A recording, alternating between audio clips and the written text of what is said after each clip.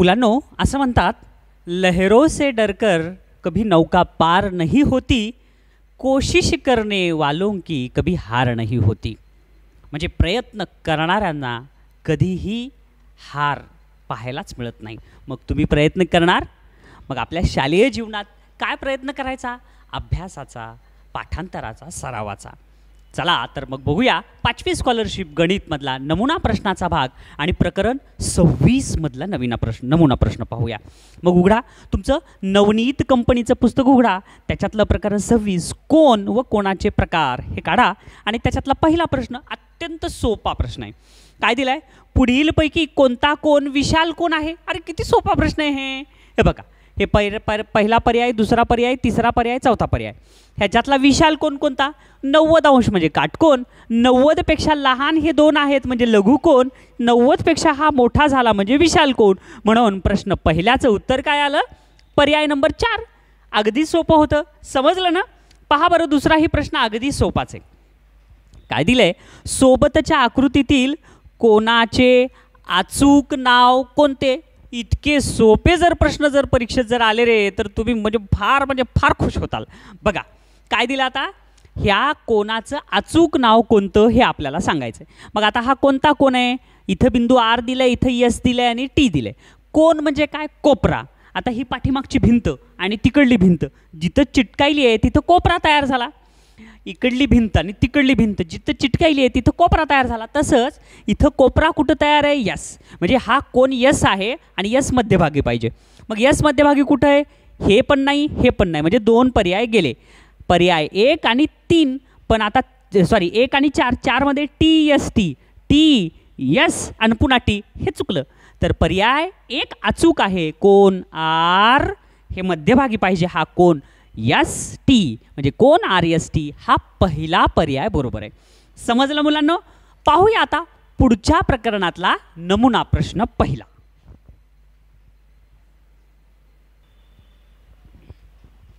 हा तर प्रश्न खूप सोपा आहे. समांतर रेषा व लंब रेषा या प्रकरणामधला पहिला नमुना प्रश्न. पुढीलपैकी कोणत्या जोडीतील रेषा परस्परांना समांतर आहेत? किती सोपं आहे हे मुलांनो. आता बघा पहिला प्रश्न आहे 27वे प्रकरण.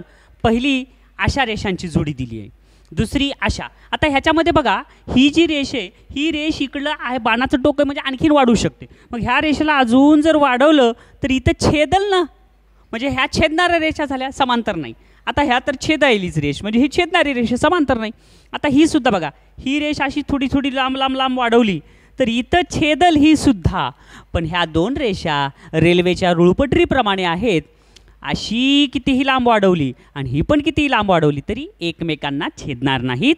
म्हणून याचं उत्तर पर्याय नंबर 1. पाहूया आता 28व्या प्रकरणामधले नमुना प्रश्न.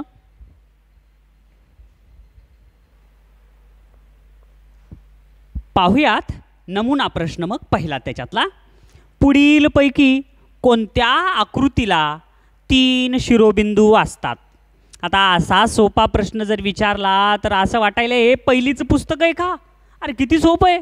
कोणत्या आकृतीला 3 शिरोबिंदू असतात? मग अरे चौकोन, चौरस म्हणलं की 4, चौकोन म्हणलं की 4, आयत म्हणलं की 4च, त्रिकोण म्हणलं की 3. म्हणून याचं उत्तर प्रश्न पहिल्याचं उत्तर काय? पर्याय नंबर 4. बघूया असा सोपा प्रश्न दुसरा.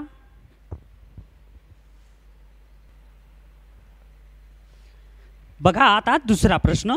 सोबतच्या आकृतीत म्हणजे सोबतच्या चौरस आकृतीत ए बी च्या समोरील बाजू कोणती? असा प्रश्न विचारला. आता इतकं सोपं असतं होय.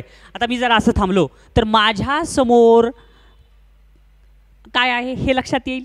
आता बघा माझ्या समोर कोण आहे? तुम्ही आहात, बरोबर आहे. तसं बाजूच्या समोर काय आहे एवढंच सांगायचं. किती सोपं आहे. बाजू ए बी याच्या समोर बाजू डी सी आहे. मग डी सी आहे का कुठं? इथं बी ए दिले, बी सी दिले, सी डी दिले, डी ए दिले. मग डी सी यालाच सी डी सुद्धा म्हणतात. म्हणजे बघा सी डी. कळालं? म्हणून याचं उत्तर प्रश्न दुसऱ्याचं उत्तर पर्याय नंबर 3. पाहूया पुढचा प्रश्न.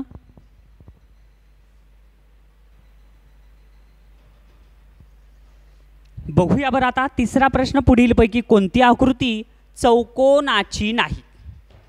आता असे प्रश्न जर स्कॉलरशिपच्या वर्गात असतील तर दुसरीची मुलंसुद्धा स्कॉलरशिप होल्डर होतील बघा. अरे किती सोपा प्रश्न आहे. आता ह्याच्यातली चौकोन आकृती कोणती नाही एवढं आंधळ्याला सुद्धा कळल. पहिली आकृती 1 2 3 4 कोपरे आहे चौकोन. तिसरी आकृती 1 2 3 4 कोपरे चौकोन आहे. चौथी आकृती 1 2 3 4 कोपरे इथं पण चौकोन आहे. पण दुसऱ्या आकृतीत बघा इथं एक कोपरा आहे, इथं एक कोपरा आहे, इथं एक कोपरा आहे, पण ही आणि ही बाजू जॉईंट नाहीच आहे.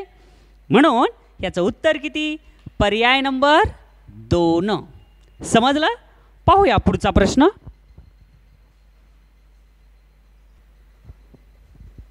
बघूया 29व अगदी सोपं प्रकरण वर्तुळ, त्याच्यातला पहिला नमुना प्रश्न.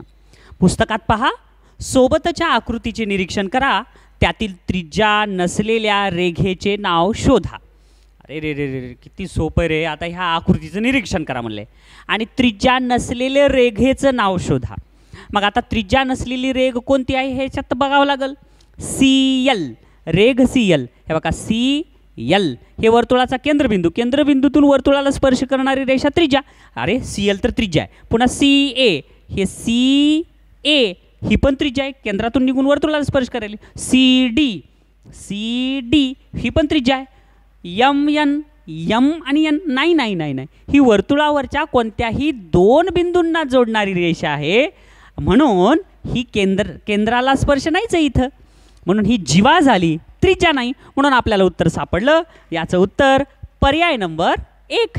बघा पुढचा.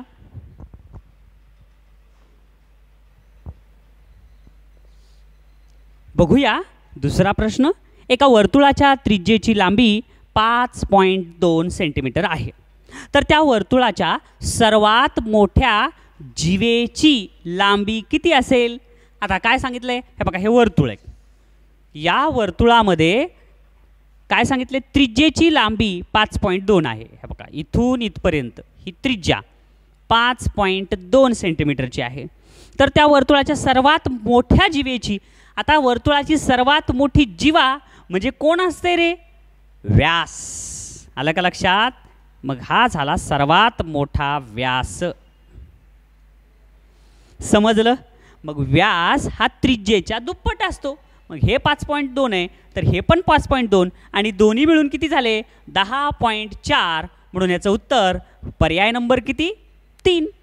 मला विश्वास आहे मला इथं म्हणजे माझं स्पष्टीकरण पूर्ण व्हायच्या आधी तुमचं उत्तर तयार होतं. खूप छान मुलांनो. पाहूया पुढचा प्रश्न.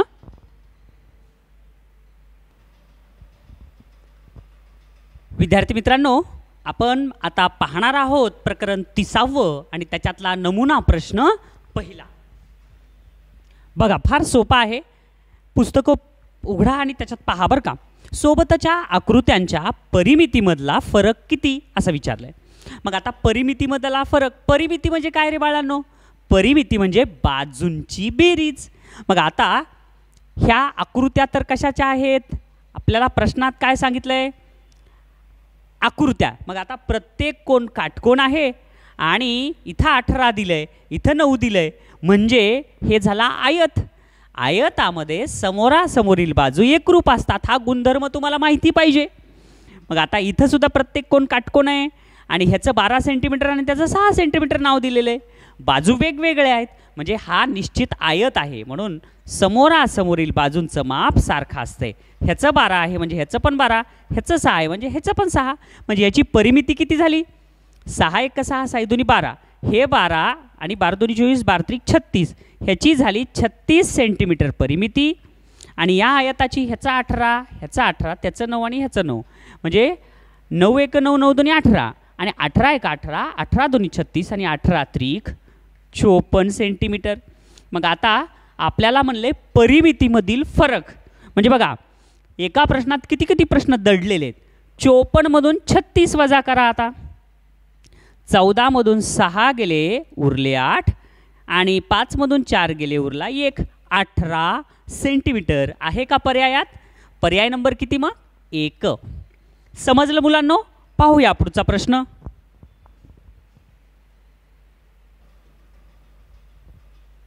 बघूया या परिमिती प्रकरणामधला नमुना प्रश्न दुसरा.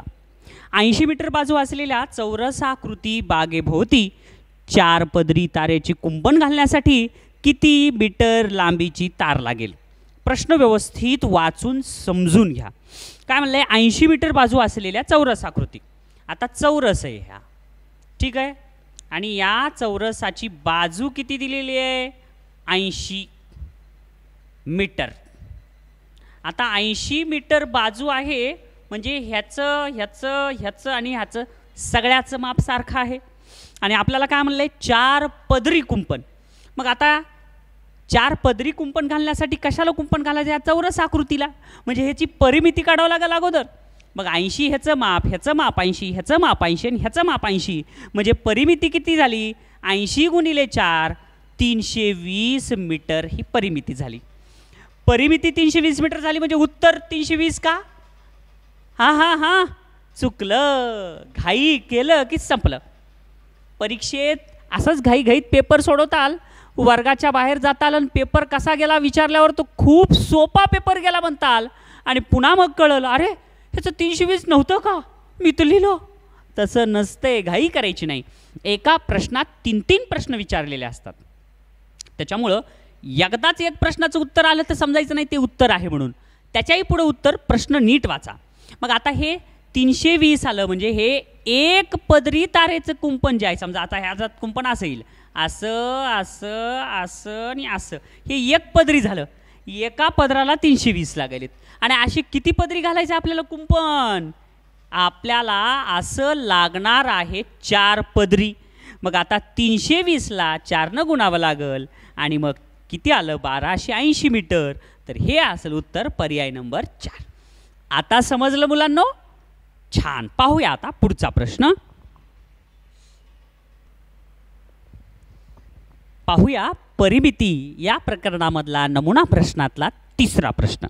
सोबत दिलेल्या आकृतीची परिमिती किती असेल? अरे फार सोपा आहे बघा. परिमिती म्हणजेच काय? आकृत्यामधील बाजूंच्या मापांची बेरीज. आता हा त्रिकोण नाही आहे की चौकोन नाही आहे, हे तर बहुभुज आकृती आहे.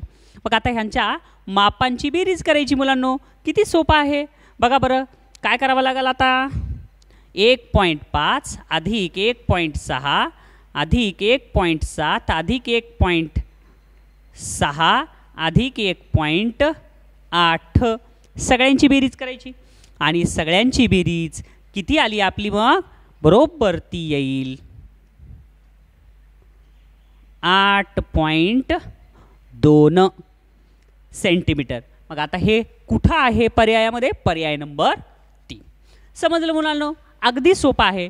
जर तुम्हाला माहिती असेल की परिमिती म्हणजे आकृतींच्या बाजूंच्या मापांची बेरीज तर सोपं आहे. आणि तुम्हाला हेच नियम माहीत नसला तर मग अवघड आहे. पण ज्यांनी हा भाग आत्ता ऐकला ते कधी विसरतील का? चला मग आपण पाहूया आता पुढचा भाग.